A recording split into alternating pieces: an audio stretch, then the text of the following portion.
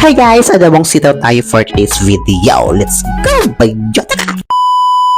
So, hi mga bayot! Welcome back to my channel. It's me, Jenny Pasqua. And for today's video episode, bayot is magluluto tayo ng sitaw bayot. Lagyan natin siya ng gatas bayotaka.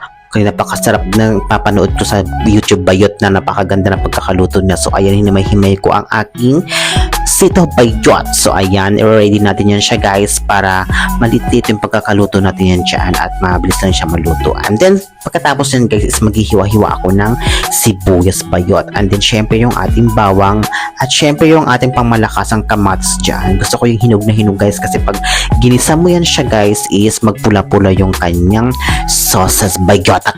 So, ayan, dalawa yung binili ko guys, no? Ayan, para mas marami-rami ang kamatis. And then, syempre, ipe-prepare natin yung ating kawali guys for the init-init na bayot na mantika bayot. Pero wala akong mantika. So, meron ako itong star margarine bayot. Yan ang aking gagawin pang mantika doon panggisa sa aking sibuyas at bawang bayot.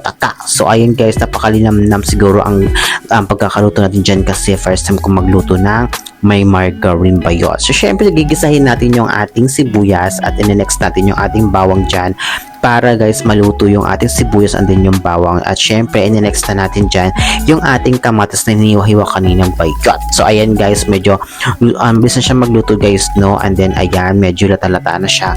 So, mas maganda talaga pag maraming kamatis guys kasi nag-iiba yung kulay ng ating sabaw. So, ayan guys, ilunudan natin yung ating pork bayot, no? Nilagyan natin siya ng konting pork at konting tubig guys para pampakulo at pampaluto dun sa ating pork cubes bayot. So, ayan guys, meron din ako dyan nilagay na oyster sauce. So, nataka ako hindi siya malapot guys. Medyo malabnaw siya. So, okay na ng dead man na rin. So, nilagyan ko siya ng pamintang buo at saka laurel guys. So, ayan, pakuluin na natin siya after mga minutes and then hahalu-haluin natin siya at ilagay natin yung ating pangmalakasang sitaw. Ano ba yan? So, ayan, sitaw bayot. So, ayan, takpan natin siya guys. And then, syempre, mga ilang minutes is ilalagay na natin yung ating sterilized bear brand bayot. Napakasyala ng ating ulam bayot. So, bakukuluin natin yan siya guys. And after minutes, i-ready natin siya sa ating plato guys. And then, eto na yung ating pinaka-preparation bayot.